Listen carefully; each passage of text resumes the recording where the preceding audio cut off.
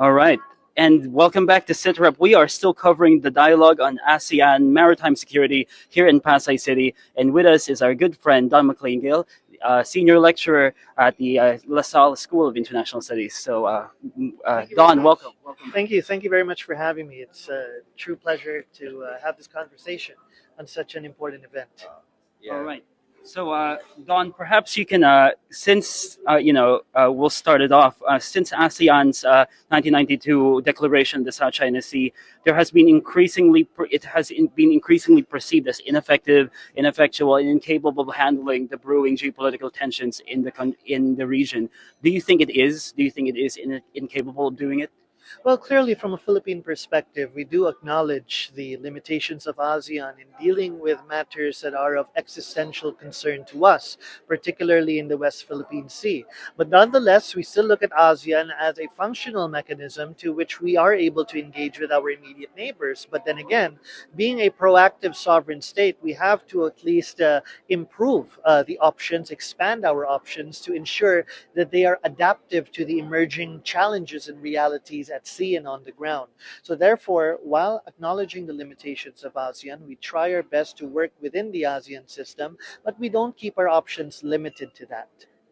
You brought up existential issues of the Philippines, and what was brought up earlier in your panel was that a lot of these conflicting claims and issues in ASEAN are existential among the member states. So perhaps you can explain to our listeners how can we build a consensus when it comes to these regional maritime issues if it is in fact existential for many of the claimant states.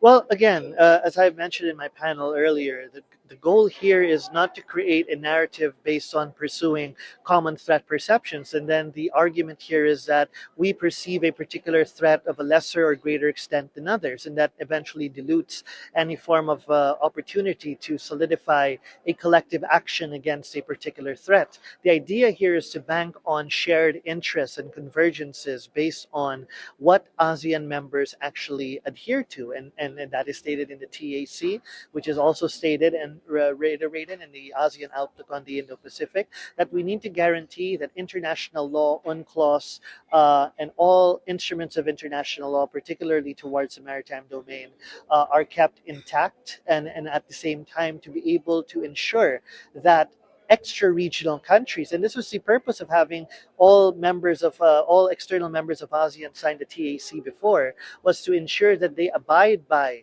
at least the regulations and the norms and rules and principles that were enshrined by these ASEAN-led mechanisms. So the goal here is to once again reimagine ASEAN as the having the capacity to enforce and at least emphasize on these very principles that are today, unfortunately, slowly and well significantly being eroded due to expansionism, unilateralism, and revisionism. One thing you mentioned in your panel going on into that consensus building, you talked about the need to build mechanisms in which these partner states can build trust and consensus among each other. So, in practical terms, how would this be implemented? What do you think we can get short term, realistically speaking? Well, for the short term, we have to ensure that we lay the ground rules and the foundations, the basic foundations at least, for a more conducive area for confidence building, capacity building, information exchange, and interoperability cooperation. And we should not limit ourselves to particular maritime zones of Southeast Asia. We have to be more holistic in viewing this, because only when Southeast Asian states recognize that they should have a say in whatever is taking place within our broader home of Southeast Asia and its maritime zones, only then will we be able to muster the needed political will before achieving external centrality, but to achieve internal centrality first. You cannot have external centrality or projecting ASEAN outward as a central figure without having that recognition between and amongst ourselves. And that's the basic prerequisite. And the only way to do that is to enhance cooperation activities in the maritime space, information sharing, to dilute any form of wariness, to socialize more effectively the interests and concerns of others, and to eventually create the foundations for a long-term cooperation. But this would take a lot of time, a lot of socializing, a lot of diplomacy. It's not going to be easy, but it is necessary. I'm going to ask you the same thing I asked Professor Hidarian.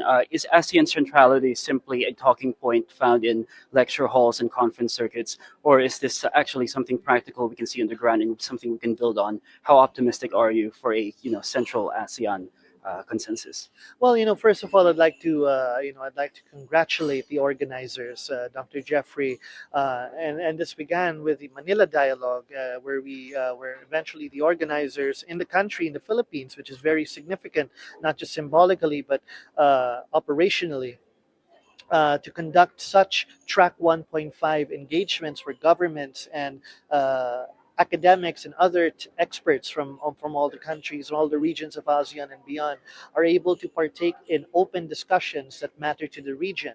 And this is the sort of thing that you don't get to see in track ones. So eventually, this is an opening. This is an opportunity for.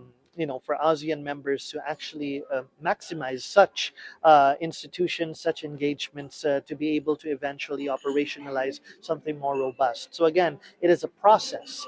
No shortcuts to this, but it has to be done.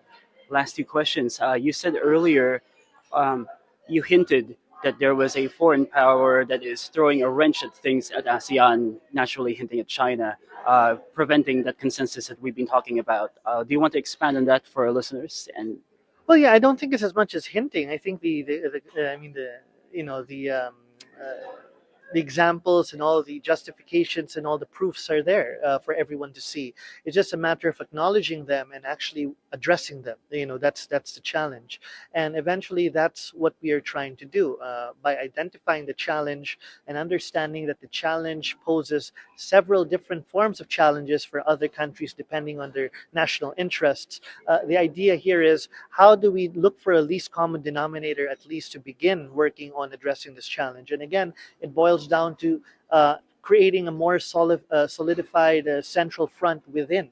And eventually, because China goes through a divide and conquer approach, it's important for ASEAN members to have at least that sense of internal centrality, making it more difficult to penetrate. And that is, in fact, the goal. last question: the code of conduct for the South China Sea, is it going? Do you expect it within the next few years, 2026 or maybe, or is that just a pie in the sky dream? Well, again, and it is very much reflected in what took place here earlier today. There is, in fact, that realization that it is difficult to achieve something that we are hoping for in terms of what the code of conduct would look like. But nonetheless, it is something that would allow the Philippines and its neighbors, particularly, to hopefully get their acts together in terms of recognizing what other options are possible to sidestep the obstacles that are in place in achieving a more solidified code of conduct. And that would also mean creating a set of rules, procedures, norms amongst themselves first in order to cement that to decrease the chances of course, external penetration. All right, Don Mclain Gill from De La Salle University School of International Studies. Thank you for being on SITREP PH. Thank you. Thank you very much. Thank you.